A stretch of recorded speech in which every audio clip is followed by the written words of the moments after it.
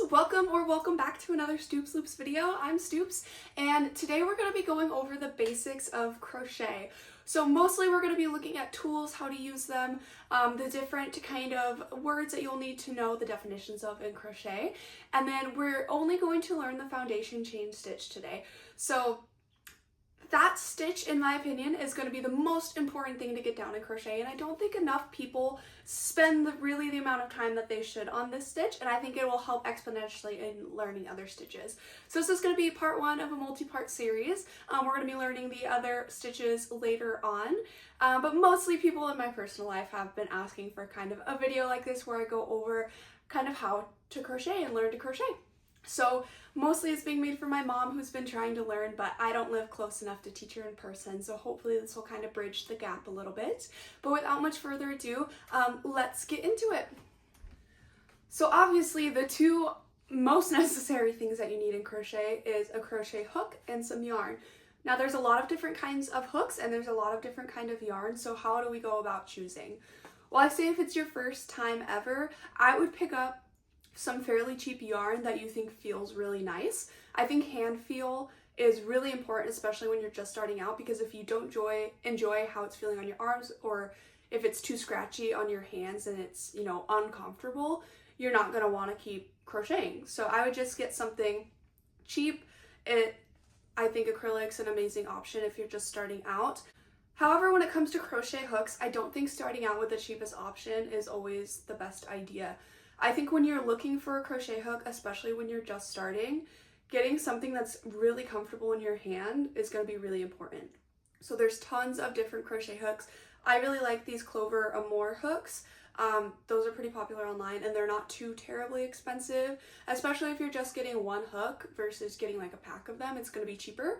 But I really like these because it has an ergonomic handle. It fits really nicely in your hand. It's not super heavy, and this it's some sort of metal. I'm honestly not sure what kind, but it's really nice and slippery, but not too slippery when you're moving your hook around. So I think these are a really good option, but really just feel what's going to be most comfortable in your hand. Okay, so this might seem a little funky. Like, lady, why are you teaching me how to sit down right now? But for the longevity of crocheting and not having pain with it, I think it's helpful to learn like how to have the proper sitting technique. So the best way to do it without having any neck or shoulder pain or lower back pain is going to be sitting in something with a back. So either a chair like this or your couch. And then you want to have good posture, sit up straight, have your elbow or shoulders relaxed and your elbows tucked in right on the side of your body. Have them right there. And then you'll crochet hopefully this way. You don't want to crane your neck down. You don't want to hunch up everything and do it like this. I'm guilty of those things, but it's just not the best. You will get shoulder pain, you will get neck pain and lower back pain. Elbow rest can be helpful. I'm kind of tall, so that would make me like slouch to have to use the shoulders or the elbow rest, so I don't use them. I just keep it close to the sides of my body and crochet this way, or you can move your hands up and crochet this way just so you can see it a little bit better. So just for posture and try to prevent pain, I think that's the best way to do it. If you're maybe a little bit older, you have mobility issues, putting pillows right by the sides of your body that's a little squishy, that you can set your elbows into, might help. So once you have found a yarn and a hook that you like, the first thing that you want to look for on the yarn is it's going to have a label on here and it's going to have a recommended hook size. Later on, if you're doing certain patterns, it'll have a recommended hook size and weight of yarn. But if you're just starting out, you're just going to want to look at the recommended hook size and pick that size hook. So this is a 5.5, and most hooks it'll have at the bottom a 5.5, or it'll have like a letter. So this will be an I, and it says USI on here, or it'll have a number like a 9. Most will have the millimeters, so I usually just go with the 5.5 millimeter. The other thing that it's gonna have on your yarn is the weight or size of the yarn strand itself. So this is a weight 4 yarn, which would be a medium size yarn. That way in the future when you're looking at patterns, it'll tell you what weight of yarn. It'll say 1, 2, 3, it might say DK Sport. There's a lot of different conversions, but just from looking at this label, we're going to know this is a size 4 yarn that is asking for a 5.5 millimeter hook. So if you're starting out and you're just buying one hook to go with a certain yarn, I would just check the back at the yarn store and then purchase the hook that's the matching size. So as far as learning to hold our yarn, there are tons of different ways of doing it. I do it the way that my great-grandmother taught me, which I found out recently is actually more of a Northern European hold from the mid-19th century was when it was really popular. But I see it online too. It's just not as common. From things that I've seen online with people complaining about tension, I think it's a hold that's going to really help with your tension and it not being too tight. Tight tension when you're just starting out is really difficult to manage.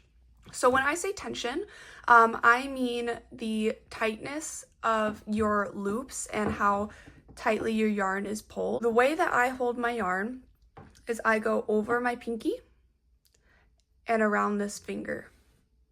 So that way I'm holding the yarn with this so I can feel it flowing through my finger. And then also I have the extra ability to, if my yarn is too loose, I can lift my finger up as I'm crocheting, or if I'm feeling that it's too tight, I can leave it down and open up the space between my pinky and this finger. When it comes to holding your hook, there's also tons of ways of doing it. The way that I find most comfortable that goes along with how I hold my yarn is I put my thumb, there's usually a thumb rest, and I grip it like this. I believe it's called the knife grip. I'm not 100% sure. And then I rest this kind of in the little, I guess it's not the palm, but the socket right here. And I use mostly wrist and full arm motions when I'm crocheting. So what that would look like together is I'm putting this right here, this over my finger, and then you'll be holding your work as you go with these two fingers.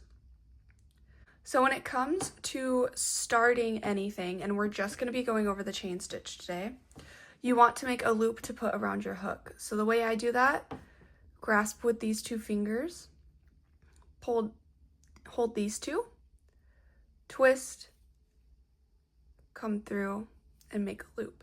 So any way that you can make a loop where it's adjustable, if you've ever made like friendship bracelets, that kind of thing, it's pretty much the same. So holding these two, and then I grasp this, come around with my thumb, grip this, little tail, twist, and grab my long length of yarn. And then you just get your hook through that loop and pull this to tighten. So then when we go to actually crochet, we're gonna hold our yarn, so through my pinky and around, and then use these two fingers to hold our tail or our work as we're moving. So I'm holding my crochet hook, my thumb's on the thumb rest, the rest is looped around the back, and I'm socketing it into my hand right there with the bottom. So another way to manage your tension using this hold is instead of wrapping around each time with your finger, you're actually going to move this hand, and with your hook, you're going to wrap, twist, and pull. And that's your first chain. So again, using this hand, I'm going to wrap my crochet hook, twist it so that that yarn hooks under the hook part, and pull it through. And now if you notice, while I'm doing this, my yarn is freely moving through my fingers. So it also helps if you have some more pulled out of here so that this isn't tightening your tension, having to pull it out of the yarn ball. But through here, I'm not applying much pressure with my pinky. I'm applying just enough so that it doesn't slip out of my hand pretty much. And then I'm mostly using this finger to hold my tension, and I'm letting it move very freely. So again, go through, twist, and pull. Through, twist, and pull. And let me see if I can do it this way so you can kind of see how easily the yarn is moving through my fingers. So the most, for me at least, when you're holding the yarn like this, your hook hand and pulling with your hook is mostly what's pulling the tension. Now you don't want tight tension pretty much at all, but you also don't want it to be too loose. So I tend to find this is just the easiest way to pull through, twist, and pull. Go through, twist, and pull. And then you move up these fingers as you gain more. So my pinky really is just resting against this, my second finger. And when I pull, you can see it easily pulls through. That's why it's also important to have it around this finger, because if you have too much, like I said, just lift this finger up a little bit higher. The reason that I think really getting used to your foundation chain and getting used to those movements is super important before you ever move on to do anything different is when later on you're going to do different stitches, you're still having the same motion with everything that you do.